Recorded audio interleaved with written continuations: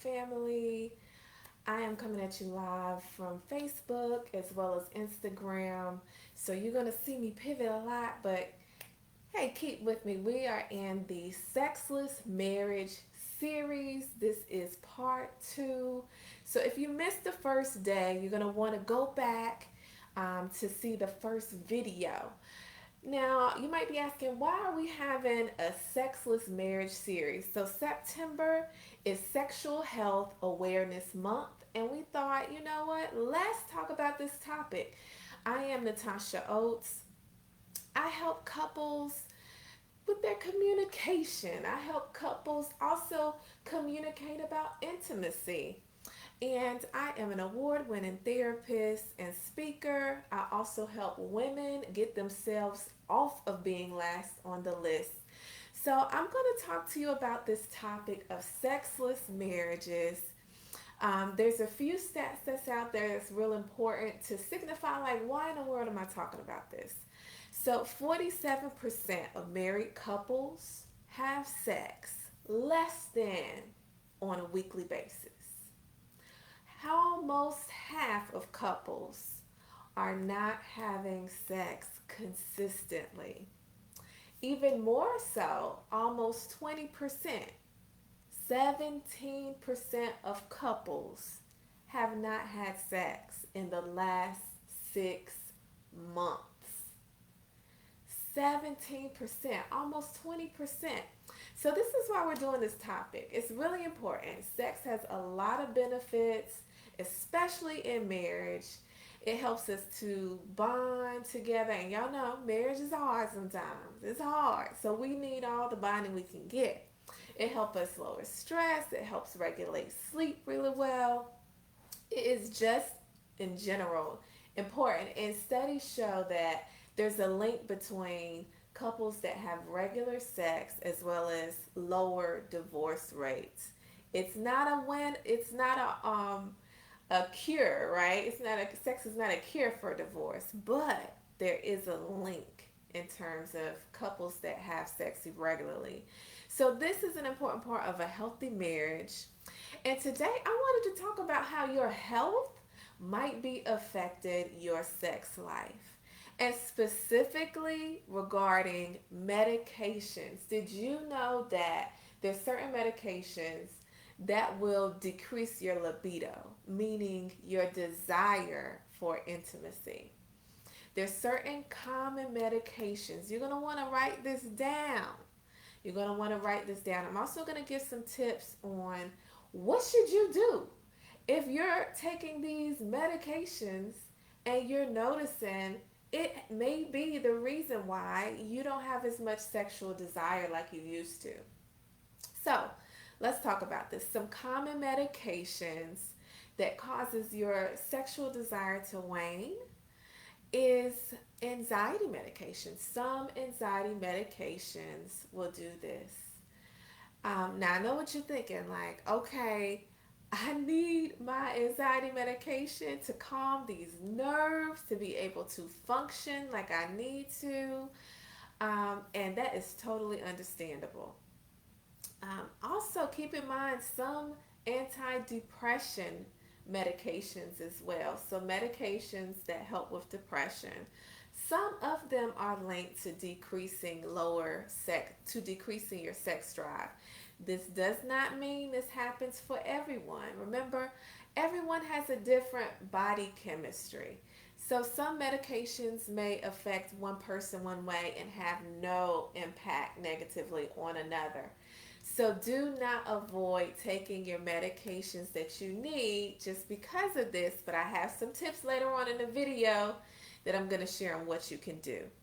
Some other common medications that might have some side effects on your desire for intimacy is also prostate medications. Medications that are helping with any men that are having prostate concerns. Other common ones are blood pressure medications. Some blood pressure medications might have an impact on your libido. Now, I want to name a few more. Now, if you think you know some medications as well and you want to jot them down in the comments, feel free. Feel free.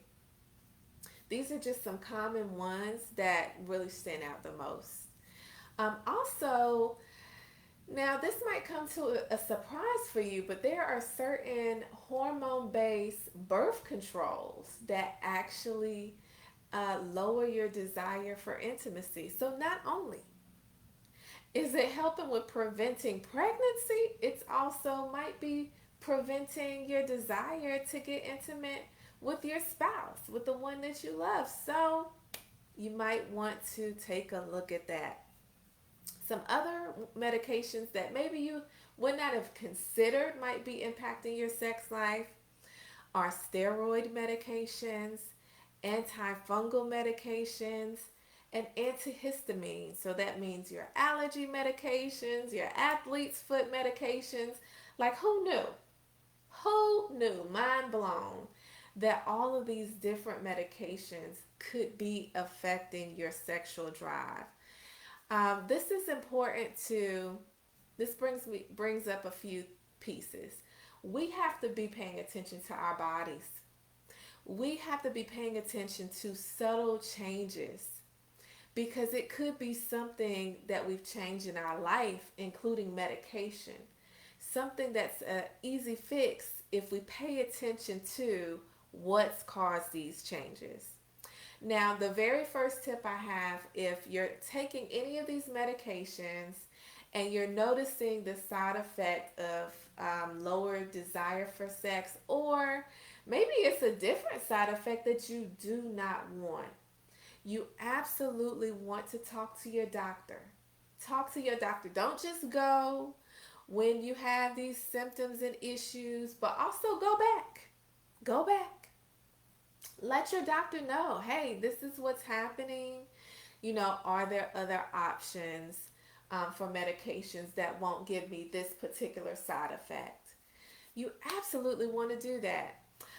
As well, something that people really forget to do is to talk to their pharmacist.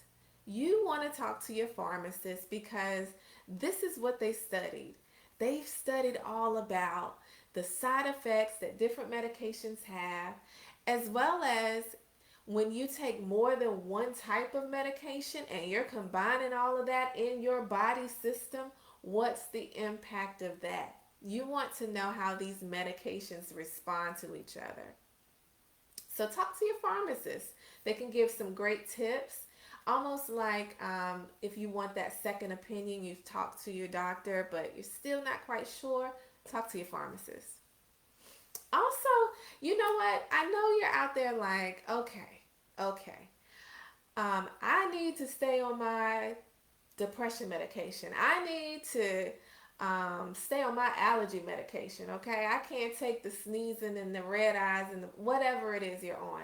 Absolutely. If you know it works best for you, you don't want to mess up what's working, absolutely. You can talk to your doctor about staying on that medication and looking at natural supplements that can help you with your sex drive.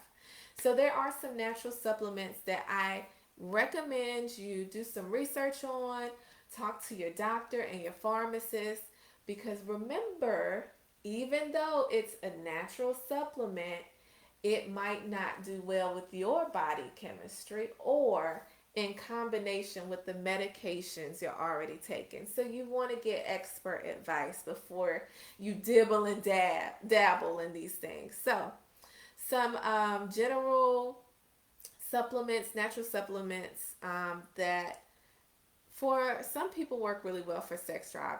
Fenugreek. There's another one called Long Jack. And then there's a form of ginseng that is also helpful and effective. And what I'll do, I don't like butchering names. I'm going to type it in the comments, the names of those supplements for you to do your research. Talk to your physician, talk to your pharmacist to see if it will be an aid for you. Also, we can't take away the importance of just having a healthy lifestyle. There was this change someone wrote on one of my pages about one of the reasons they feel like couples aren't having intimacy like they should be is because they stopped going to the gym. I said, oh, that was just cut and dry. Because when we stop taking care of our bodies, our physical bodies, it can have an impact of our confidence in the bedroom, of our self-view, our self-esteem in the bedroom. Even do we feel confident? Are we getting winded? Let me just say how I feel. Are we getting winded, right? So these things are all considerations to consider with your health and how it impacts your sex life. Another factor that people can do if you know you need to stay on these medications, something else you can do to help with your sex life is also speaking to a couples counselor. Hello. Or a sex therapist that can help guide you through some of these challenges. We need to stop pretending like we know everything. You know, we'll just kind of guess around and figure it out. You don't have to do that. You can actually get support. So, listen, marriage is beautiful and it's a lot of work. It's the work of your life. You might as well enjoy the fruit of your labor, enjoy the good part, enjoy the connection, the intimacy, the pleasure. Really, really enjoy the fullness of your relationship. We want to help you do that. I'm going to help you with bringing back that spark, bringing back that spice in your relationship. We have a free challenge coming up. It is the Spicy Marriage Challenge. All you got to do to sign up is to visit spicymarriagechallenge.com so you can have your free virtual seat. It's free 99 because I love y'all. But you got to sign up. So sign up for that so you can bring back the spark and the spice. And I'm going to only give you information that I give only my paying clients. You'll get some free good stuff in this page, but in the challenge, we're going really deep. We are transforming people's connection, intimacy, and pleasure with their spouse. So don't miss it. Remember, go to spicymarriagechallenge.com and make sure that you're following this page so you can get abreast of all our updates and juicy content. I'll see you all soon.